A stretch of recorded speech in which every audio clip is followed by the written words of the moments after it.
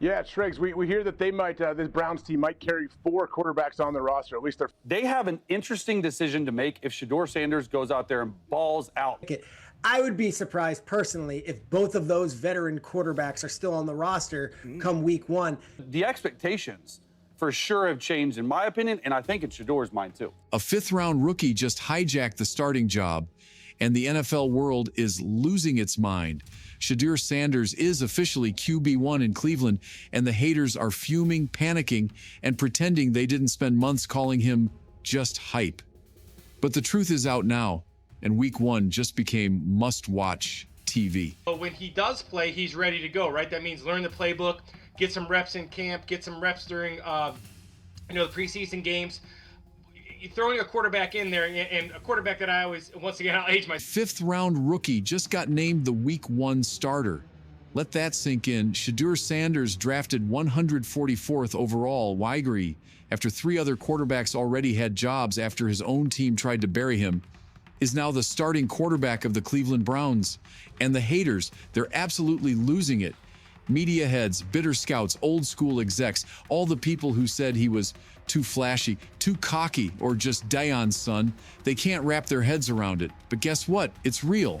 It's happening, and it's driving them insane. Flacco as your starter week 1, Shedeur or Gabriel as your backup. Then you got one who's not active, not dressed, but is obviously still on the team. So this wasn't supposed to happen. Not to a day 3 pick, not in Cleveland, not with Joe Flacco still there, not with Kenny Pickett already signed, and definitely not after the Browns reached for Dillon Gabriel 2 rounds earlier, just to make sure this exact moment didn't happen. They wanted Shedeur out of sight, out of mind, but Jimmy Haslam had other plans. The owner didn't just approve this move, he forced it. According to Colin Cowherd and multiple sources, Haslam himself mandated it. Shedeur Sanders starts week 1. That's not a rumor, that's not a maybe, that's a mandate from the top. And it just sent shockwaves through the league. I think he's realizing, like, look, he's thinking more long-term. A lot of times, like, we look at it and people's like, look, hey, is he going to start day 1? Is he going to start this week, going to start next week? How many games is he going to start? I just feel like it's dope because he got the Browns helmet on. You should have seen the reaction. Browns insiders scrambling, anonymous coaches stunned, reporters trying to make sense of it. Because for weeks they were saying Shedeur needed to sit and learn, that he was a developmental arm, that he should stay in the background while the vets handled things. But Shedeur never accepted that role. While other rookies were taking time off, Shedeur was in full Browns gear, pads on, helmet strapped, running drills alone in Florida like it was already week 1. That viral clip, that wasn't a workout. That was a message. I'm not waiting. I'm ready now. And then you put it all together, if he's able to ball out on the football field, man, things can be great here in the city. And when camp started, the numbers backed it all up. Shedeur went 41 for 53 in OTAs and minicamp. That's 77.4% completion. He threw 9 touchdowns, 1 pick. That's it. The best numbers in the Browns QB room. Better than Flacco, better than Pickett, better than Gabriel. And still, they tried to limit his reps. Still, they tried to call him raw. But you can't hide talent like this, not when the whole locker room sees it, not when fans start chanting his name before the season even begins.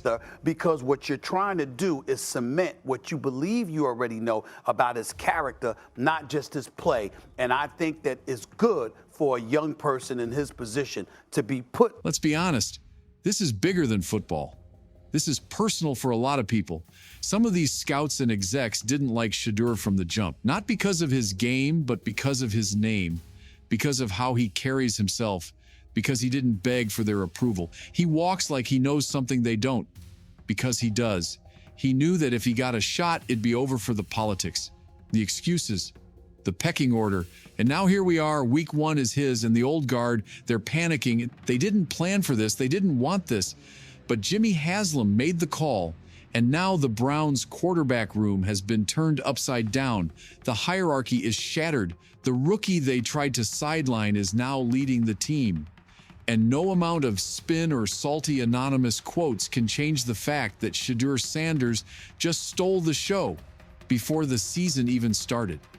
Now here comes Shedeur Sanders, 5th-round rookie, developmental on paper. And what's he doing?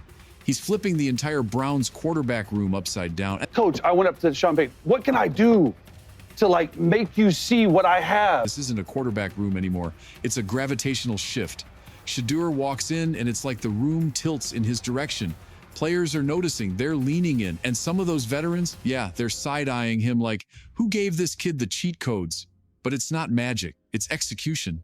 Despite getting the leftover reps, Shedeur's the one commanding the huddle with calm, with clarity, like he's already been in this league for 5 years. Timing, poise, precision, that's his language. And the wild part, he's doing it with a fraction of the snaps. Veteran Joe Flacco, it's Kenny Pickett that the Browns acquired for a 5th-round selection. And then it's the 2 rookies in Dillon Gabriel and Shedeur Sanders. While other guys were taking summer vacations and dropping Instagram reels from boats, Shedeur was on his dad's field in Florida. No crowds, no coaches, no PR. Just him in full Browns gear, grinding like it was week 17 down by 4. This isn't ego, this is obsession. And you know who's watching? Everyone. Players are watching, fans are watching. But the most panicked faces? That'd be the front office, because the plan was to develop him slowly. Let the veterans hold it down, but now they can't hold him back. If you're still watching, hit the subscribe button, because Shedeur is just getting started and the league isn't ready. See, this wasn't just a surprise breakout. This was never part of their plan. Kevin Stefanski, great with schemes, big on discipline, likes his guys quiet. He wants clipboard carrying, mouth shut, coach on the field types. You know the vibe. Head down, no drama. Say yes, sir, and maybe earn a preseason snap or 2. Shedeur, that's not him. He's bold. He's branded. He's not hiding from the spotlight. He was raised in it. But when he does play, he's ready to go, right? That means learn the playbook, get some reps in camp, get some reps during, the preseason games. Throwing a quarterback in there, and a quarterback that I always, once again, and that's where things get juicy, because while Stefanski and the staff were busy spoon-feeding reps to Flacco and Gabriel, Shedeur was flat out outperforming both. Every time he stepped in, he disrupted the balance. He threw better balls, made quicker reads, took ownership of the huddle, and with every completion, he chipped away at the coaching staff's illusion of control. This isn't just a quarterback competition, it's a power struggle. It's not who's playing best, it's who are they willing to admit is best. Right? That is the fantastic personality that he is, and that's what made this draft pick all the more interesting. Of course, also is interesting because he was drafted 2 rounds after the Browns took Dillon Gabriel. Look, behind closed doors, this whole thing feels less like football and more like Game of Thrones. The coaching staff has their chosen ones. The veterans have their status. And here's Shedeur, the outsider, rewriting the whole pecking order with every rep. Every time he shines, someone in that front office flinches because the truth they've been avoiding, it's staring them dead in the face. And if you think this is just preseason noise, check the numbers. The sportsbooks have Shedeur at plus 370 to start week 1. That's ahead of Gabriel and almost even with Pickett. This is a 5th rounder with 4th quarter moneyline pressure already on his back. And if that sounds rare, it's because it is. Only 4 5th-round rookie QBs in NFL history have ever started week 1. The last one? Dak Prescott in 2016. The others? We're talking decades ago. This kind of rise? It's almost unheard of. Oh, so I'm never going to be the person in the building, right? But the thing I love about Shedeur is he seems way more focused and like, I'm here, and I ain't here to be nobody's backup. But here's the difference. Shedeur didn't just sneak into the picture because someone else got injured. He earned this. At Colorado last year, he completed 74% of his passes, dropped 4,134 yards, threw 37 touchdowns and only 10 picks. Named Big 12 Offensive Player of the Year. He didn't fall in the draft because of talent. He fell because the league couldn't figure him out.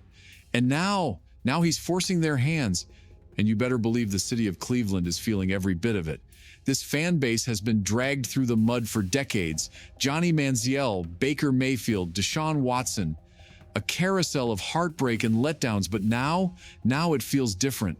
The buzz isn't corporate. It's not a PR campaign. It's raw, it's real, it's grassroots electricity. He did. His career completion percentage is the best in the FBS, more than 71%. You go to Browns practice and what do you see? Sanders jerseys, everywhere, real ones, bootlegs, even some stitched at home. There are fans in the lot already practicing chants for week 1. Reddit threads lit up, group chats on fire. Old school Browns fans, the ones who've been let down 100 times, are quietly asking, could this really be the guy? Shedeur is the only potential star. This isn't hype, it's hope. And not the blind kind, the earned kind, because Shedeur isn't just a fresh name. He's doing the work, he's showing the signs, and every time he steps on that field, he's reminding Cleveland of what they haven't had in years, a quarterback who feels inevitable. And they tried to delay it, they tried to downplay it, but the fans have seen enough. The coaches, they're under pressure, the veterans, they're out of answers, and Shedeur, he's just getting started.